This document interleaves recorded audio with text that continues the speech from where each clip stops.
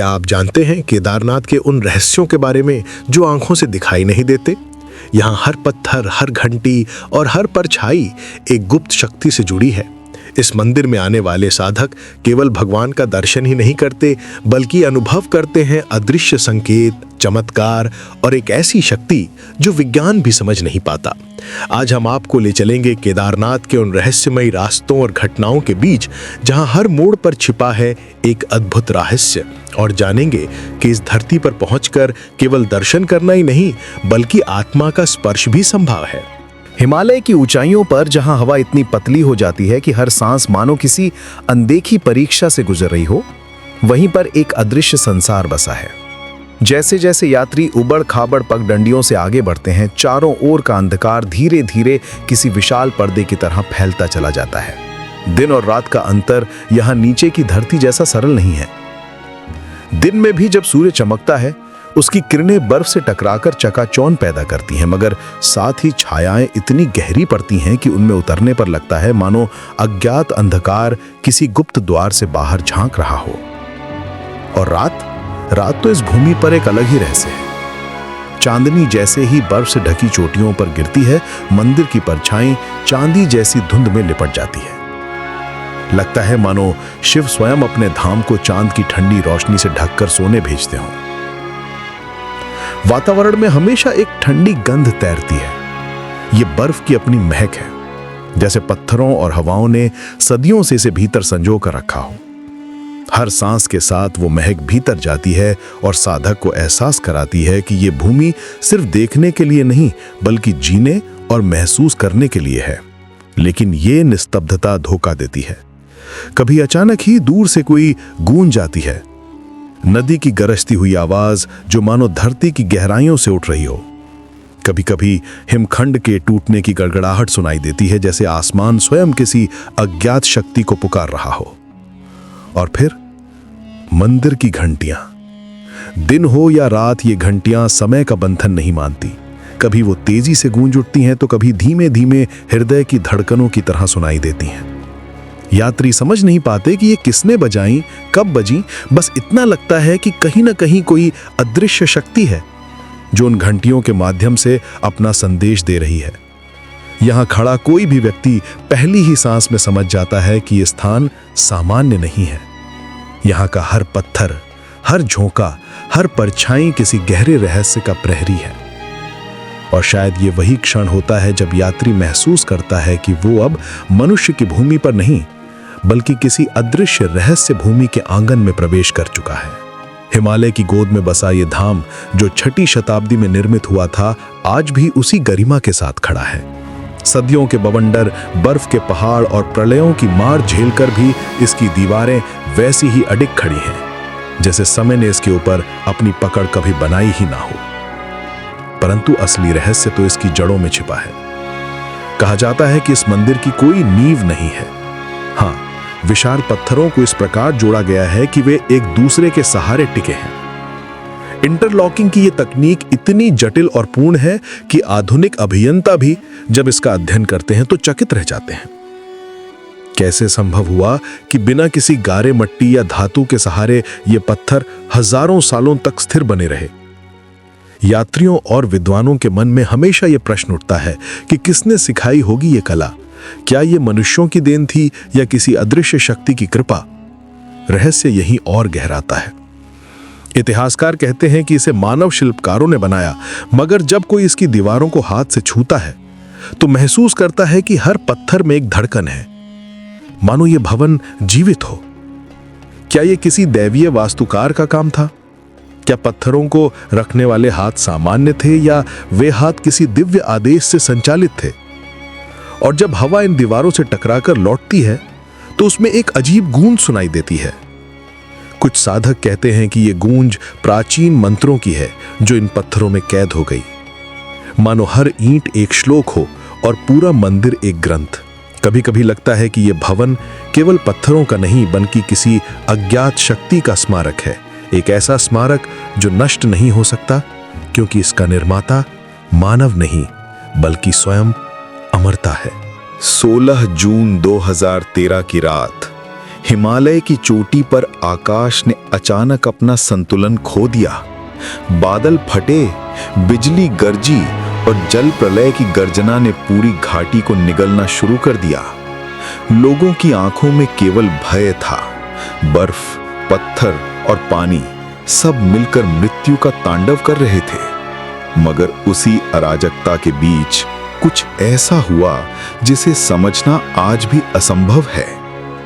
एक विशाल शिला लगभग 20 फीट ऊंची प्रवाह में बहती आई और मंदिर के पीछे आकर अचानक रुक गई। किसी अदृश्य हाथ ने मानो उसे आदेश दिया हो, यहीं ठहर जाओ और इस धाम की रक्षा करो। उस शिला ने प्रलय का मार्ग मोड़ दिया। पानी का प्रवाह बाएं दाएं बंट गया और मंदिर अडिग खड़ा रहा। हजारों घर, दुकानें और सराय बह गए, पर यह धाम बचा रहा। आज भी वो शिला मंदिर के पीछे मौन प्रहरे की तरह खड़ी है। लोग उसे भीमशिला कहते हैं, पर यह प्रश्न अब भी हवा में गूंजता है। क्या यह केवल संयोग था या स्वयं महादेव ने अपनी भूमि की रक्षा के लिए शिला भेजी? और यह तो एक ही प्रसंग है। मंदिर के भीतर एक दीपक है जो सदियों से जलता आ रहा है। बर्फीली आंधियां चलीं, वर्षा हुई, बाढ़ आई, पर यह दीपक कभी बुझा नहीं।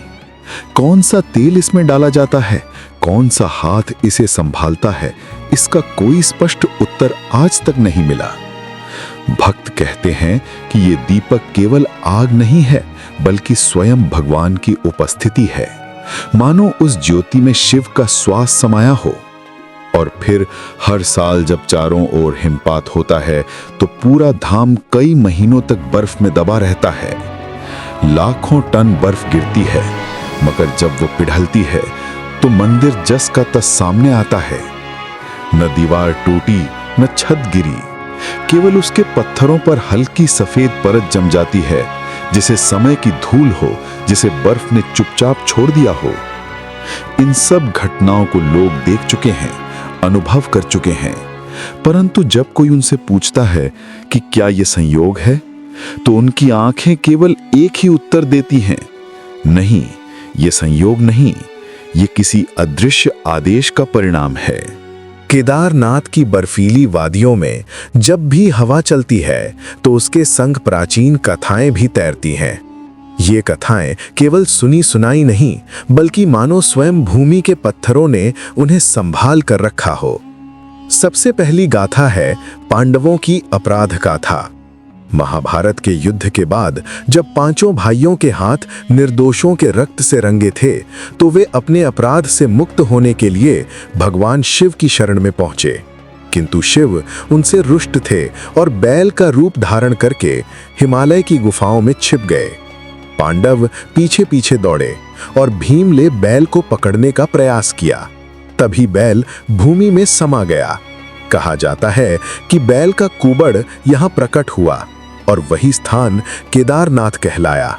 आज भी गर्भगृह में स्थित शिला रूप शिवलिंग केवल एक पूजा का प्रतीक नहीं, बल्कि उस घटना की जीवित गवाही है। दूसरी परत है शंकराचार्य की समाधि।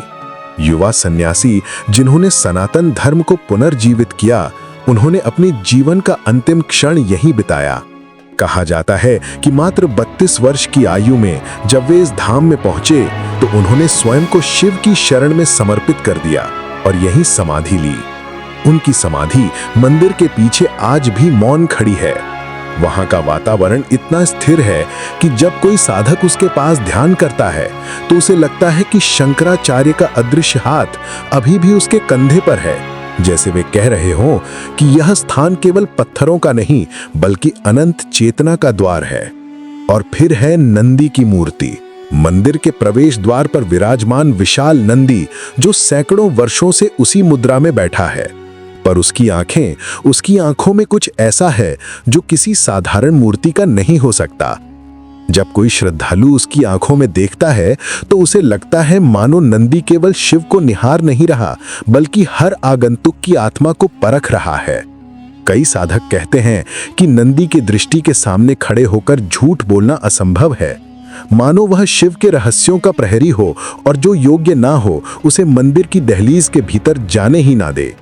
ये तीनों कथाएं पांडवों की अपराध गाथा, शंकराचार्य की समाधि और नंदी की मौन दृष्टि केवल इतिहास की घटनाएं नहीं हैं। ये वे परतें हैं जो इस धाम को समय से परे ले जाती हैं। हर परत अदृश्य गवाही देती है कि यहाँ केवल श्रद्धा ही नहीं बल्कि रहस्य का गहरा सागर भी बहता है।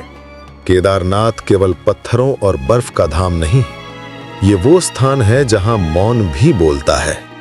सदियों से साधुओं और यात्रियों ने ऐसी गाथाएं सुनाई हैं जिन पर यकीन करना आसान नहीं, मगर जिन्हें नकार पाना और भी कठिन है।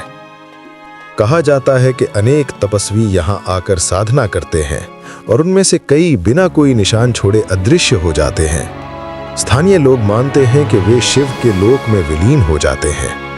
कभी कभी आधी रात को मंदिर के प्रांगण में बैठा साधक अचानक उठ खड़ा होता है। उसकी आंखें गहरी तंद्रा में डूबी होती हैं और वो कहता है, अभी अभी महादेव की झलक मिली। और अगले ही दिन वो साधक कहीं दिखाई नहीं देता। ये बातें किसी ग्रंथ में नहीं, लेकिन गांव के बुजुर्ग इन्हें आज भी फुसफुसा कर सुनाते हैं। स्थानीय लोक कथा है साधक हरीश की, जो दशकों पहले एक रहस्यमय गुफा में गया था। गुफा मंदिर से कुछ दूर बर्फ से ढकी चट्टानों के बीच स्थित है। हरीश ने प्रण लिया था कि जब तक शिव का साक्षात्कार न हो वो गुफा से बाहर नहीं निकलेगा। लोग कहते हैं कि उसने वहां वर्षों तक उपवास और ध्यान किया। एक दिन यात्रियों ने गुफा के भीतर से अद्भुत प्रकाश निकलते देखा, जैसे भीतर सूरज चमक रहा हो। वे भयभीत होकर लौट आए। जब बाद में साहस करके अंदर देखा गया तो गुफा खाली थी। केवल एक ताजा जली धूप की गंध और शिव के नाम की प्रतिध्वनि रह गई थी। कहा जाता है साधक हरीश वहीं से सीधे महादेव में विलीन हो गया।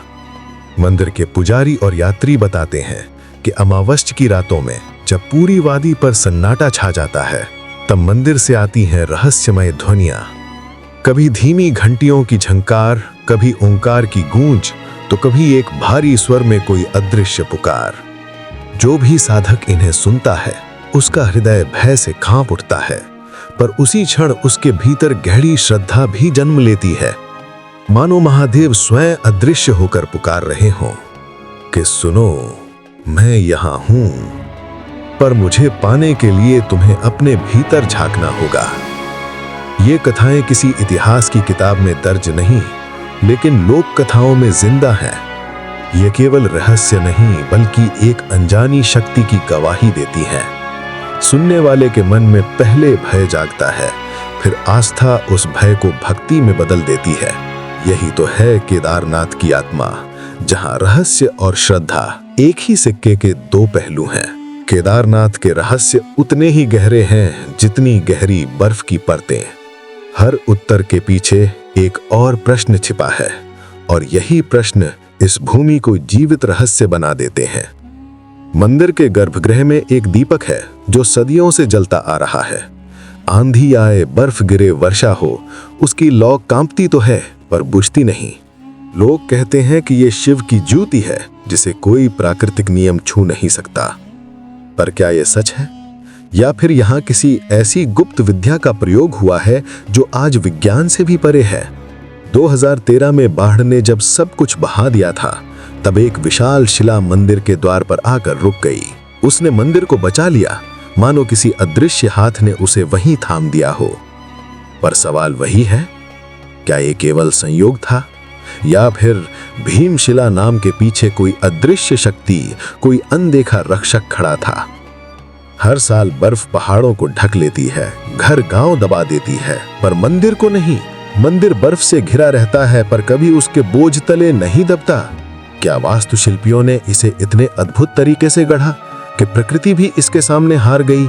या फिर ये वही शक्ति है जो नंदी की आंखों से सब देख रही है? कहा जाता है आदि शंकराचार्य ने इसी भूमि पर समाधि ली। कुछ कहते हैं वे यहीं अदृश्य हुए, कुछ मानते हैं वे कैलाश की ओर बढ़ गए, पर कोई नहीं जानता उनका शरीर कहाँ गया।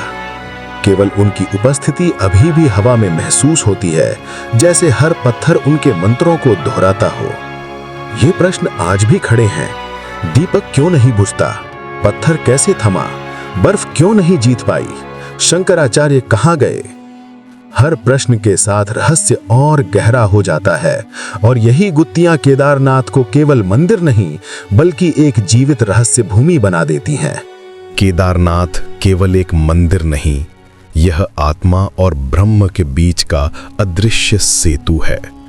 यहाँ आने वाले भक्त कहते हैं कि उनके अनुभव शब्दों में बंध ही नहीं पाते।